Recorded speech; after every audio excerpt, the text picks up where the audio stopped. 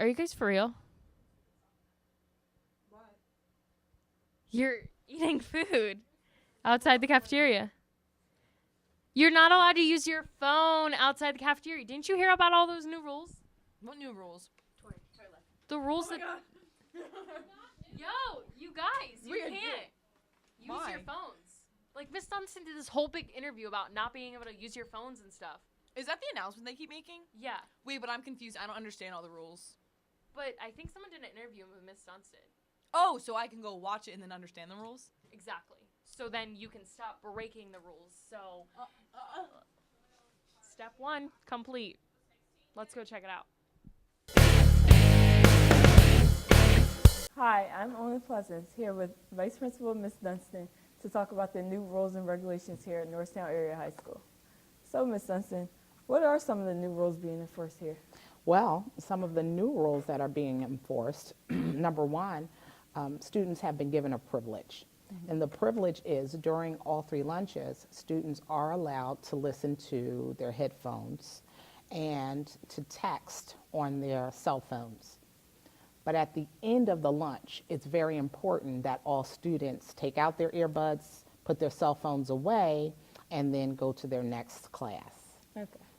So, what made these new rules occur? Well, we thought that students, when you have more responsibility, or sometimes students are given a privilege, then we want to make sure that they're responsible as well. Yeah. So we know that our students stay for sports and all sorts of activities after school. So we thought that it would be important for them to be able to take a snack or something to place in their locker for later. Or even carry their water bottles, clear water bottles with water only. So in other words, students are still not allowed to bring in hot beverages Yeah. or sodas or iced teas or things like that. They can have that for lunch, but when walking around the building, they're only allowed to have clear water bottles. Okay. Would you say the students at Norristown are following these new rules? Well, I think we can do better. Yeah. Yes, for the most part, students are following the rules. They're making sure that their headphones or earbuds are away in the hallways and in the classrooms. And they're making sure that the water bottles they're carrying around are clear and have water in them. But we can do a better job. Okay. Do you think that these new policies will have a big impact on our school? It should, because like I said, students at 2:28, when the bell rings, most of our students do leave. Yeah. But then we have so many others who participate in after-school activities, sports, clubs. And it's important that they have their water, stay hydrated. It's also important that they have a snack, that they can go into their locker, get a snack or something that can carry them through until it's time to go home. Yeah. If students aren't following these rules being enforced, what are some consequences that they would face? So a consequence might be that we're not going to be allowed to do that. Yeah. So in order for students to support one another and to ensure that we're allowed to listen to earbuds in the cafeteria or bring these snacks and drinks up and place them in our lockers, they have to make sure that they're doing it, or else that privilege will be taken away. Okay. What could students do in the future to have these rules changed? Well, I think in the future to continue with having these things or getting more and more privileges means that you have to follow the rules.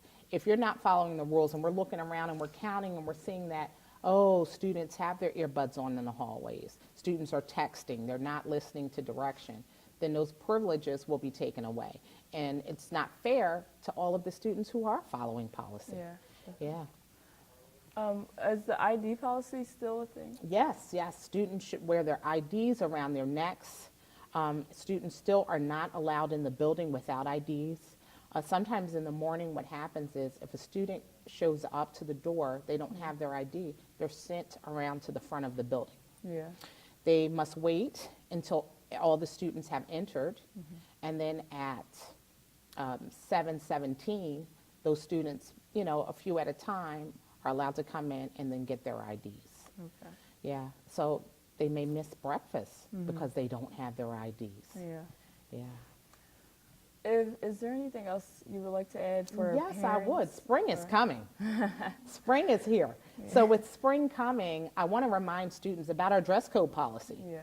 Our ladies, I want to remind them that their shorts, skirts have to be fingertip length. I want to remind them that half shirts cannot be worn in school. Yeah. I want to remind our ladies that scarves are not allowed to be worn.